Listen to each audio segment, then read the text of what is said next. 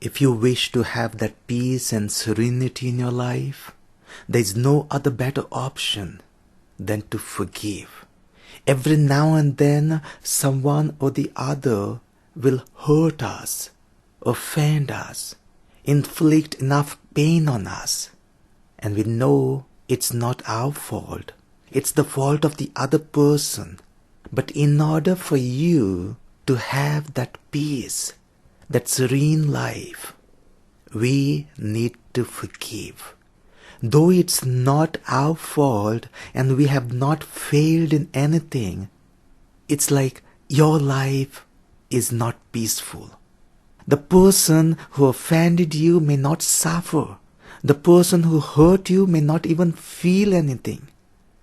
But it's you. And in order to get out of it, there is no other better option. We may try any other options possible, any other ways that are possible, but without that forgiveness, it won't just disappear at all. It may be suppressed with other things, but somehow it will come up unless we constantly forgive. And this forgiveness is not one time and you forget. Forgiveness is each time that you remember, there you need to forgive. You remember something, what was being done to you, forgive it again. You remember again, forgive it again. That's what we are being taught from that cross. It had cost Jesus so much. It had cost his life in order to obtain for us that forgiveness. But are we willing to spend 2 or 3 minutes in order to forgive someone? I meant to say, it took so much energy of Jesus in order to obtain for us that forgiveness. And how much energy do we spend in order to grant or obtain forgiveness for someone else? In today's gospel, Peter approaches Jesus and maybe he thought, I'll do all my best. I'll give the best number possible to Jesus and he will be well pleased. And Peter asks, Lord, how often should I forgive someone? 7 times?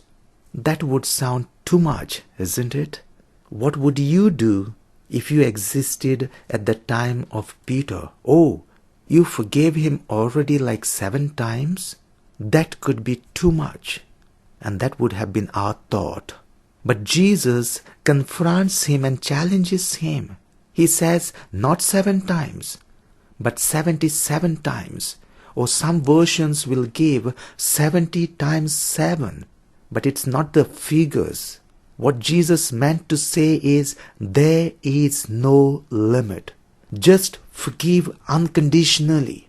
And one of the parable that is being given to us in the gospel, where a king forgave his slave who owed him 10,000 talents. When the slave is being ordered to be sold together with his wife and children, after his pleading, this king forgives him. But when he goes away and meets one of his fellow slaves who owed him only 100 denarii, he wasn't able to forgive him. He begged with him, pleaded with him to forgive him. But he seized him by his throat, threatened him, and put him in prison. When his fellow other companions saw him, they reported this to the king, and he was being held responsible for all that he owed, 10,000 denarii once again. This is an example for us, not to say that God is going to not forgive us and put us in prison for not being forgiving. But it's an example for us to show how much our God forgives us and how we need to be forgiving to our fellow brothers and sisters around us. Let us pray for the gift of this forgiveness. And once again, may I repeat, without forgiveness, you cannot buy and attain that peace for yourself. If there is peace lacking in your life, if you are not enough relaxed, work on it. Someone needs your forgiveness.